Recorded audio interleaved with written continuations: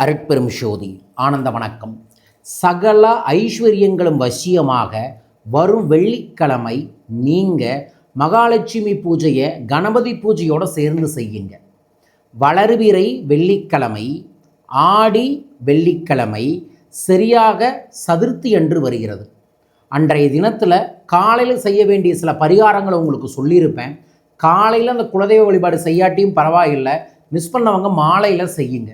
அப்படி செய்யும்போது ஒரு வெற்றிலை வைத்து அதில் மஞ்சளில் பிள்ளையார பிடிங்க. அப்படி மஞ்சளில் பிள்ளையார பிடிக்கும்போது ஓம் ஸ்ரீம் கமலதாரிணியம் மகாலட்சுமியம் சிம்மவாகினியம் நமக இந்த மந்திரத்தை 27 முறை சொல்லி மஞ்சளில் பிள்ளையார பிடிச்சு வெற்றிலை, அதற்கு மேலே ஒரு காசு, அதற்கு மேலே குங்குமம், அதற்கு மேலே இந்த விநாயகரை வச்சு விநாயகருக்கு குங்குமம் வச்சு அவரை சுற்றி அருகம்புல்ல வைங்க.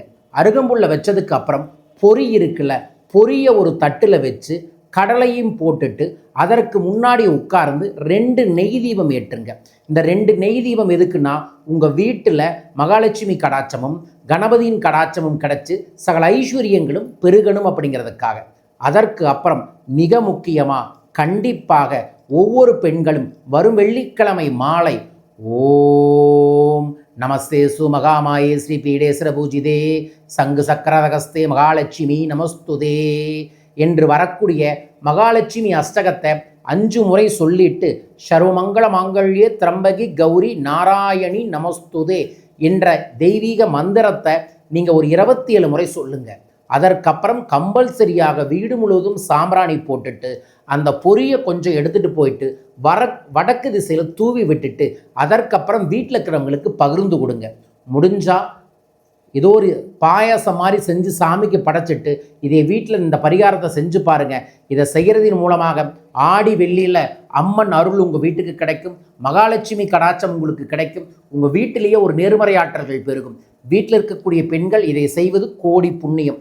அதற்கப்புறம் அந்த கரைச்சி வீட்டு நிலவில் கொஞ்சம் கல்லாப்பெட்டியில் கொஞ்சம் வச்சுட்டு பேலன்ஸை துளசிக்கு ஊற்றிட்டு நெற்றியில் வச்சுக்கோங்க. அந்த காசை உங்களோட கல்லாப்பெட்டியில் கொண்டு போய் வச்சுட்டு இங்கே கணபதி அருளும் மகாலட்சுமி அருளும் கிடச்சி நிறையா காசு கல்லாப்பெட்டியில் சேரணும்னு வேண்டிக்கங்க. இதை வேண்டுனா நிச்சயமாக பணம் தங்கும். உங்களுக்கு தங்க நானும் பிரார்த்திக்கின்றேன். அம்மன் அப்படின்னு கமெண்ட் பாக்ஸில் மென்ஷன் பண்ணி லைக் பண்ணி ஷேர் பண்ணி சப்ஸ்கிரைப் பண்ணுங்கள். நல்லது நடக்கட்டும். வாழ்க. வரும் வெள்ளி சனி ஞாயிறு சென்னையில் என்னை சந்திக்கலாம்.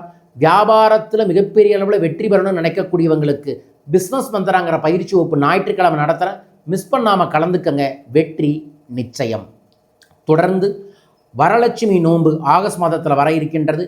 அந்த நோன்புக்கு வரலட்சுமியின் தெய்வீகமான முகத்தோடு சேர்ந்து வரலட்சுமி பூஜா கிட்ட 5 விதமான தெய்வீக பொருட்களை பூஜையில் வச்சு வரலட்சுமி நோன்புக்காக முன்கூட்டியே உங்களுக்கு அனுப்ப இருக்கின்றோம். உங்களுக்கும் வரலட்சுமி பூஜா கிட்டு வேணும்னா தொலைபேசிகளை தொடர்பு கொள்ளுங்கள். வரும் ஜூலை 29ஆம் தேதி பௌர்ணமி வருகிறது. அந்த பௌர்ணமிக்கு சிறப்பு சத்யநாராயண பூஜை செஞ்சு தனவசிய பணவசியத்தை தரக்கூடிய ஒரு தெய்வீக பர்ஃப்யூமை பூஜையில் வச்சு உங்களுக்கு அனுப்ப இருக்கின்றோம். உங்கள் பேரையும் பதிவு செஞ்சுட்டு இந்த பூஜையில் கலந்து கொள்ளுங்கள். மீண்டும் ஒரு அற்புத பதிவில் உங்களை சந்திக்கின்றேன். வாழ்க வையகம், வாழ்க பணமுடன். நன்றிகள் கோடி.